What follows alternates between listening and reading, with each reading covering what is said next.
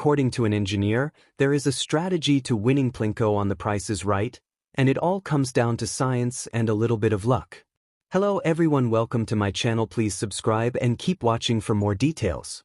The Price is Right is famous for giving players the chance to come on down and win big money and prizes if they can correctly guess the price of various items.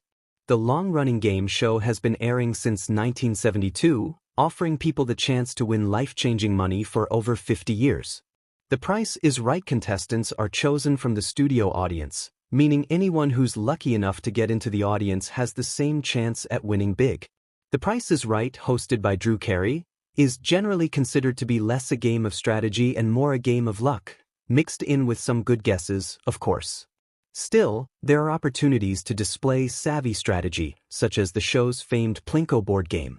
Plinko is one of the show's most popular challenges, and contestants can earn Plinko chips by correctly guessing the price of everyday items that don't exceed $100.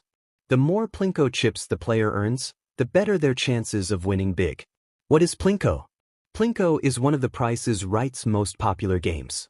Even casual viewers of The Price is Right have heard of Plinko, a game that requires players to drop a chip down through the board's series of pegs to land in a money slot.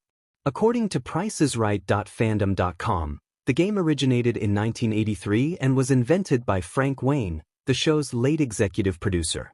Prizes vary, but the general Plinko game will offer fans a chance at winning up to $50,000. Producers will sometimes up the prize amount, depending on the show. The way to play is simple. Contestants can win up to 5 Plinko chips, small discs with the show's logo emblazoned on them. They win chips by guessing the price of various items. Players will then climb a set of stairs to the top of the Plinko board and drop each chip down the slots. The chip will bounce through pegs, eventually landing at the bottom in one of the numbered money slots. For most, this looks like a game of pure chance, as the bouncing follows no rhyme or reason. However, savvy players will try different strategies in order to maximize winnings at Plinko. The reason most fail at Plinko. An engineer took to Reddit last month to share that although Plinko looks like a game of chance, there are strategies to employ that make the odds of winning higher.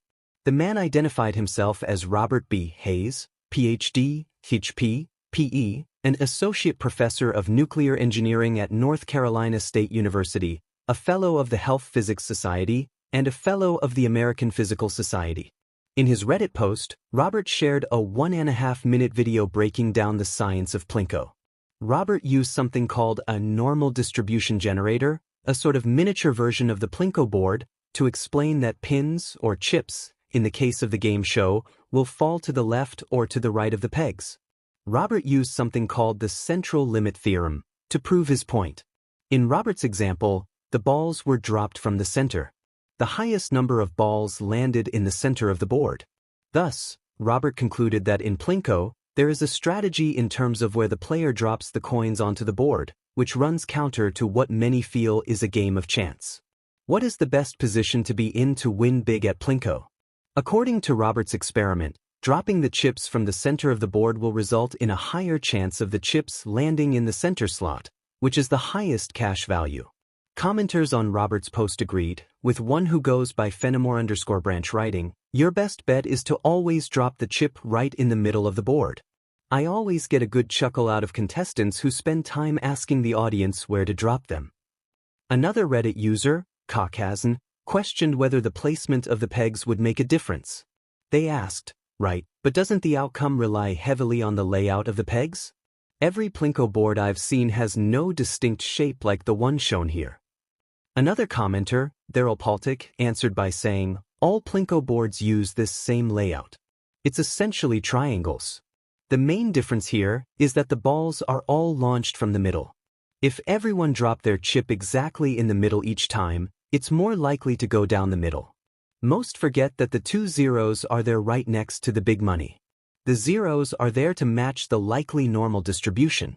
For as often as we will see big money, we'll also see zeros.